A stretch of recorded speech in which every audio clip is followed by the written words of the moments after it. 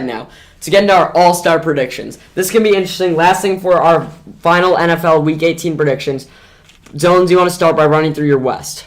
I'd be happy to. So for my first starting point guard, I have Stephen Curry. I think that he deserves to be there completely. Yeah. He's still in the MVP consideration, even though he's still the favorite in books. Even though he kind of has fallen off a little bit with his play ever since the talk of him breaking the record kind of got introduced into the headlines is when I feel like that started. But I still think he deserves to be there. Has had a great season, and the Warriors look great. My other guard, I have Donovan Mitchell. I think you could put Ja Morant there, but with him missing time and Donovan Mitchell having pretty similar stats and also a successful team, him and Rudy Gobert together have looked great. I would put him.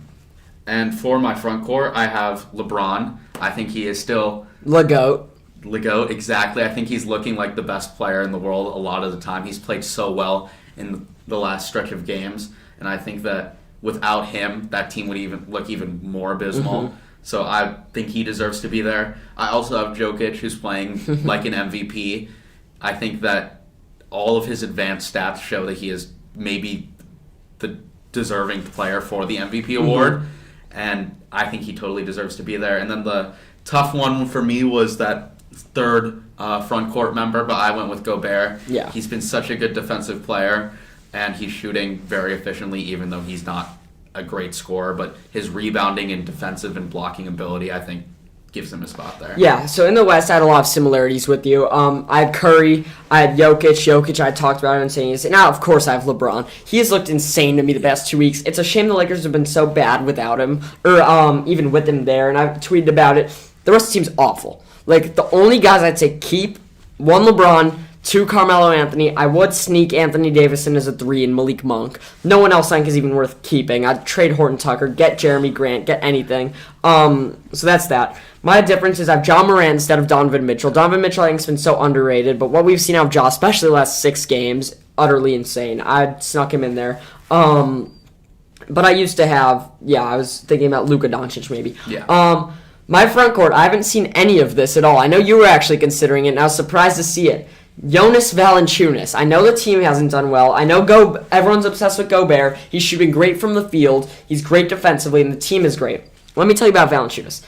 18.7 points a game, 12 rebounds, 2.5 assists. He has 3 more points than Gobert, 3 less rebounds, another assist and a half. On top of that, he's shooting 45% from 3. That's the third best in all of the NBA of players that have played more than half season. I know Joe Harris is first, but I think he's played half the games. So third best, and that's as a center. On top of that, he's shooting 82% from the line compared to Gobert's 68. I think he's just a better all-around player. Yes, Gobert's Defensive Player of the Year. Yes, Gobert might be better, but Valanciunas is having a better season. I know his team is worse. I got to go with Valanciunas, and I want to get him into that All-Star game so bad. I don't want his stats to go unnoticed. I totally agree. I've been following him pretty closely. Yeah, thank you. And because he's on my fantasy basketball team, and his stats have gone pretty unnoticed because he's on the Pelicans and they're a really bad team this year. Zion's not even playing, so... Yeah, but I feel like every ballot I see on Twitter has Gobert. They're like, think about Valanciunas. I know I could... you were, right there on the fence, so... So, I think Valanciunas, his ability to stretch the floor is something Gobert just doesn't have at all. And he'd be more fun. It would be a lot more fun. Gobert's not the most... fun player to watch. I don't like Gobert. I really don't like him. A couple blocks here and there, but besides that, not that fun, I think. And I'd love to see a first-time All-Star on top of it. I do think Valanciunas will definitely make it, but I understand the argument for him to be a starter as well. I hope he makes it. How about the East? Get to the East. So for my East, I have the Bull backcourt. I don't know if there's a little favoritism in that, but I think DeRozan and Levine have both looked incredible. They've played off each other so well. You could say Trae Young because his stats have looked incredible as well, but his team success has not been there in 12th. That same way. And so for that reason, I think Levine and DeRozan, and I think it's also kind of hard to say who's been looking better. DeRozan's had those 2 buzzer beaters, and for that has been getting a lot of the attention, but their stats are pretty similar. So it's hard for me to go one or the other, so I just decided both. I also have Kevin Durant there. I think he's definitely in the MVP consideration right now. He looks incredible with Kyrie out, with help from James Harden as well. They've looked so good still. I think he totally deserves to be there. I also have Giannis there. Same thing as KD. He's looked incredible again as well. I think that they could be a contender again.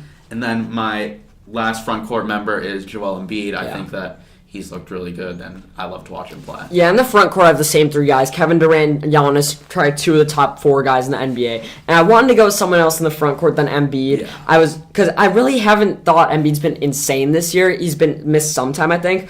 But I had to go with him just because no one else is that great. I almost went with Tatum, but backcourt. Trae Young is my first guy.